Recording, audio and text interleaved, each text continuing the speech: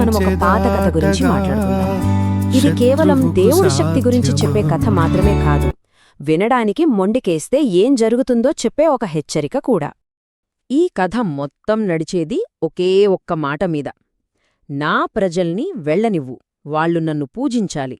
సింపుల్గా ఉంది కదా. కాని ఈ చిన్న మాటే ఓ పెద్ద యుద్ధానికి దారితీసింది.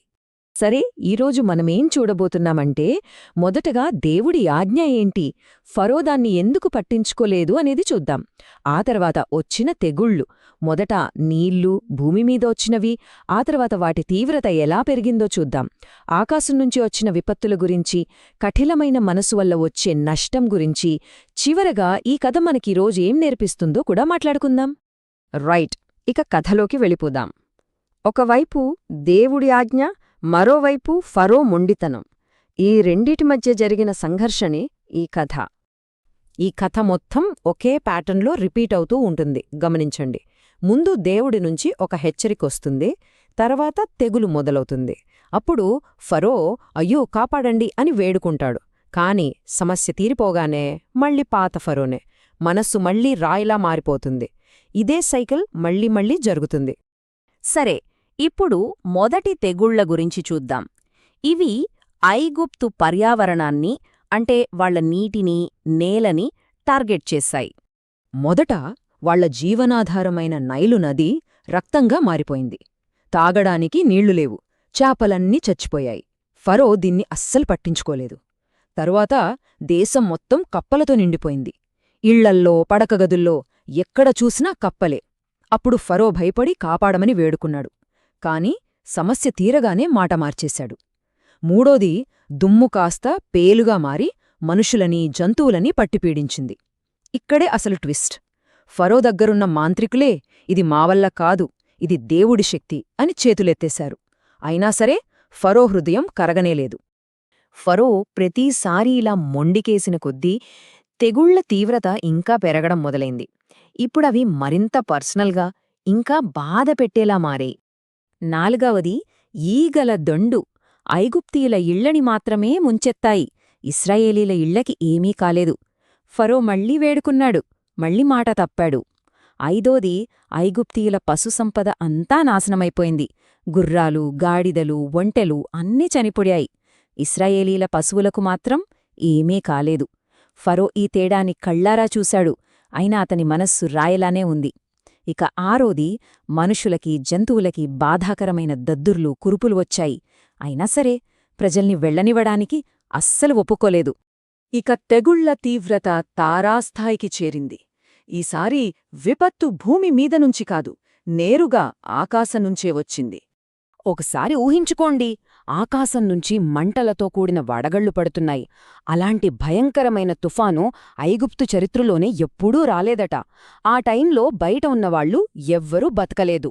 ఆ భయానికి ఫారో మొదటిసారి పూర్తిగా లొంగిపోయినట్టు మాట్లాడాడు.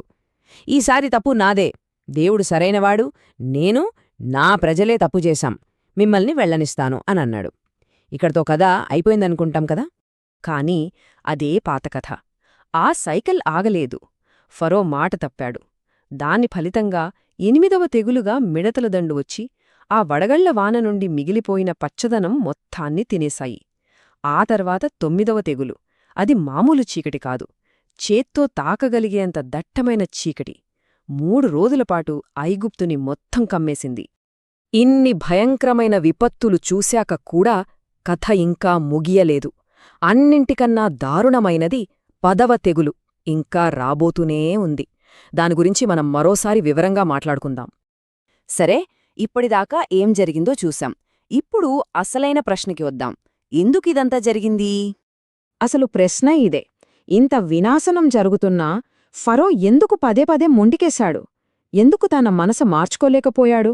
దానికి సమాధానమే ఈ కపట పశ్చాత్తాపం.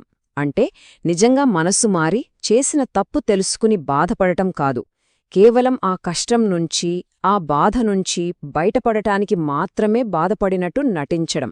ఫరో చేసింది అదే. కష్టమొచ్చినప్పుడు ఏడుస్తాడు, కష్టం పోగానే మళ్లీ పాతలాగే తయారవుతాడు. ఇలాంటి వాళ్ళు మనకు కథల్లో చాలామందే కనిపిస్తారు.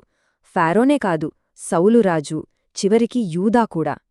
వాళ్ళు చూపించింది బాధే కాని అది నిజమైన పశ్చాత్తాపం కాదు. సరే, ఇంత పాత కథ నుండి ఈరోజు మనం నేర్చుకోవాల్సిన పాఠమేంటి, నిజమైన మార్పు అంటే ఏంటి అనే విషయంతో దీన్ని ముడిపెడదాం. ఫరో కఠిన హృదయానికి నిజమైన పశ్చాత్తాపానికి ఉన్న తేడా తెలియాలంటే మనం మనషే రాజు కథ చూడాలి. మనషే కూడా చాలా పాపాలు చేసిన రాజే, కాని కష్టాలొచ్చినప్పుడు అతను ఫరోలా ప్రవర్తించలేదు. అతని స్పందన పూర్తి భిన్నంగా ఉంది.